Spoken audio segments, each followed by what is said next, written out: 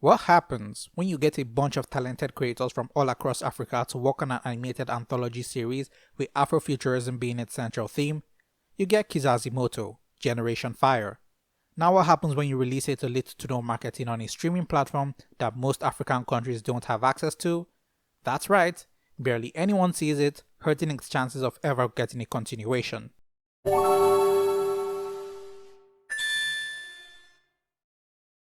So, a bunch of you might already know this, but I'm Nigerian.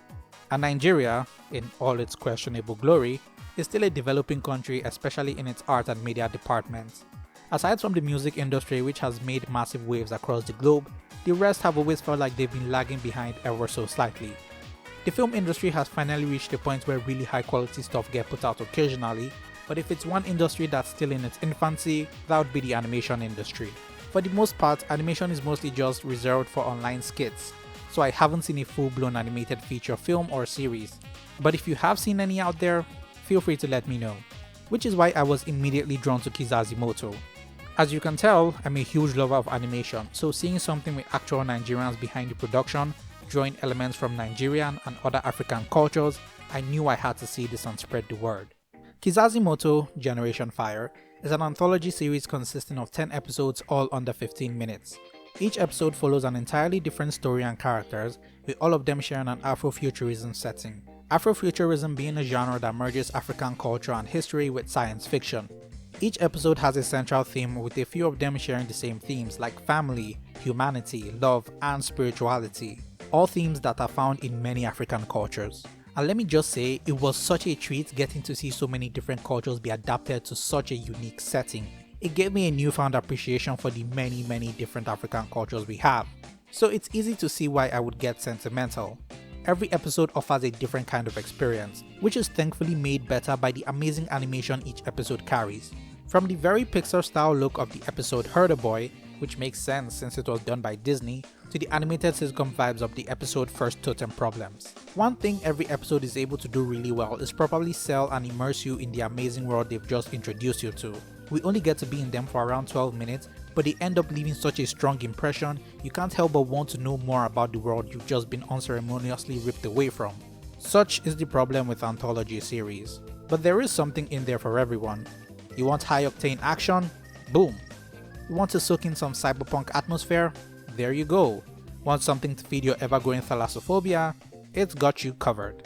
There is such a wide variety for 10 episodes that I found myself excited for what the next episode would be about, even more so because I felt a personal connection to them.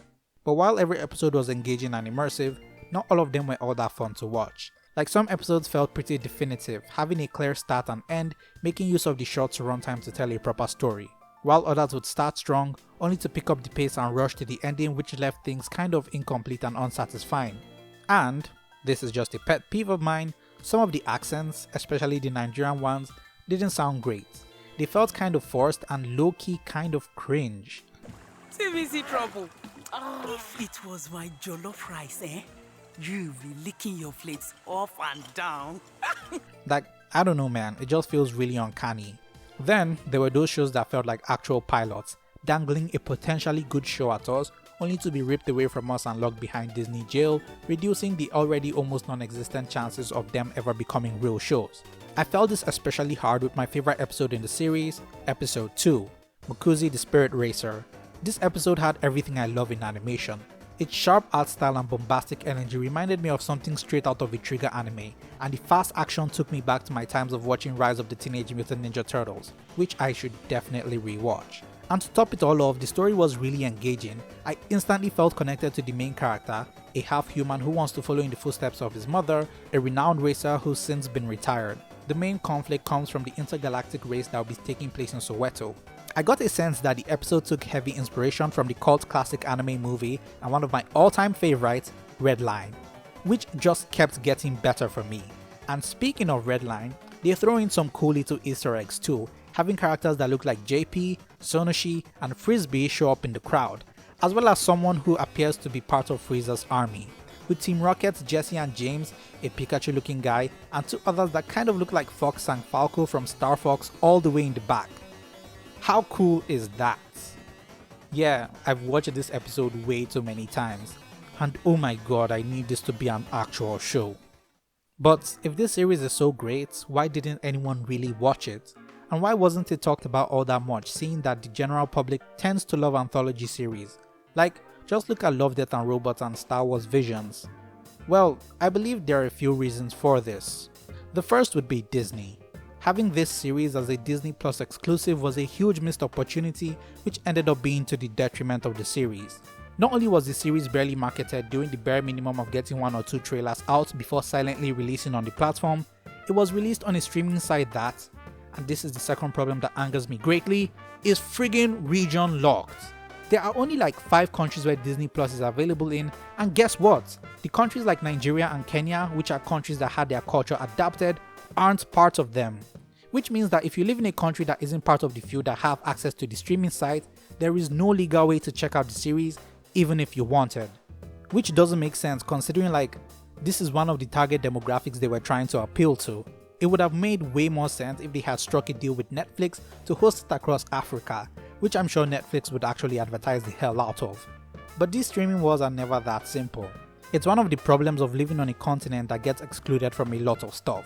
Like, as someone really into pop culture, games and the likes, it gets really heartbreaking when a game or so gets a global release only to find out that it isn't available in your country and you'd have to jump through a lot of hoops to get your hands on it, which only feeds your FOMO.